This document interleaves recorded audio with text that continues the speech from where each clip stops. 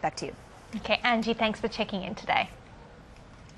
Well, self-managed super funds are a growing trend, but they're also a little more sophisticated than many people might think.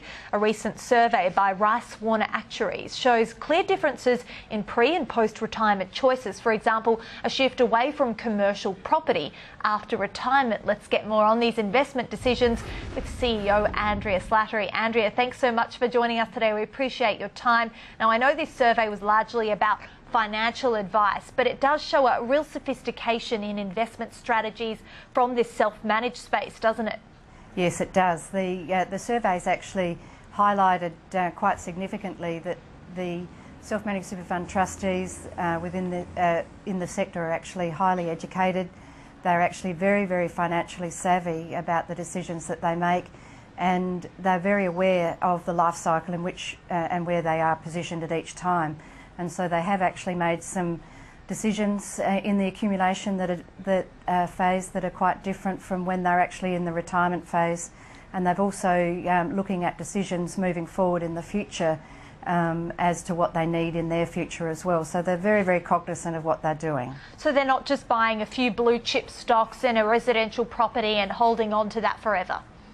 No, but one of the interesting things about the self-managed super fund trustees that's coming out in this piece of research is that the control and flexibility of investments and the ability to be able to manage those decisions through competent advice is actually threaded throughout the research, showing that it's really important for people to get good, competent advice, and when they do, they make good decisions. That might not necessarily be decisions all the time, but it's decisions for their future, whether they buy and hold and how long they buy and hold.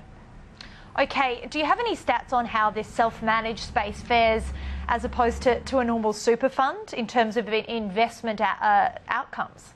Well, part of the research actually showed that 6 out of the last 6 years the SMSF sector outperformed the APRA-regulated sector on average. That came through well and truly, and that was one of the important pieces of the research. Okay, interesting. Now, you spoke about the advice and the willingness to pay for it. We've seen a real shake-up in the financial advisor space over the past year or so. Are you seeing these changes change the way people seek advice? Yes, there's actually a change in the way they seek it, and there's also a change in the way advice is given by the retail advisors, whether they are financial advisors or accountants.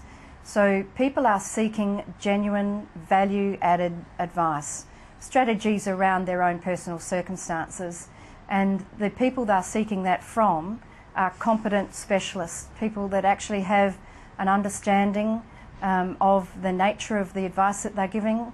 And so we're seeing a real change towards people who actually want competent advice. And so that's a very good message for SPAA, because SPAA is actually the provider of, is the peak body for advice in Australia and in this area, and we have specialists, and so it really does encourage people to become competent, to know what they're doing. One of the interesting things about this piece of research was that for those that did not provide good advice, but sales advice or advice just about their product lists, they were actually perceived as not being very good advisors, and the trustees were actually moving away from them. Okay, Andrea Slattery, thank you so much for joining us. We appreciate your input. A pleasure. Thanks for having me. Well, the Rolling Stones have celebrated 5 decades on the road by playing their first UK gig in 5 years to a packed crowd in London.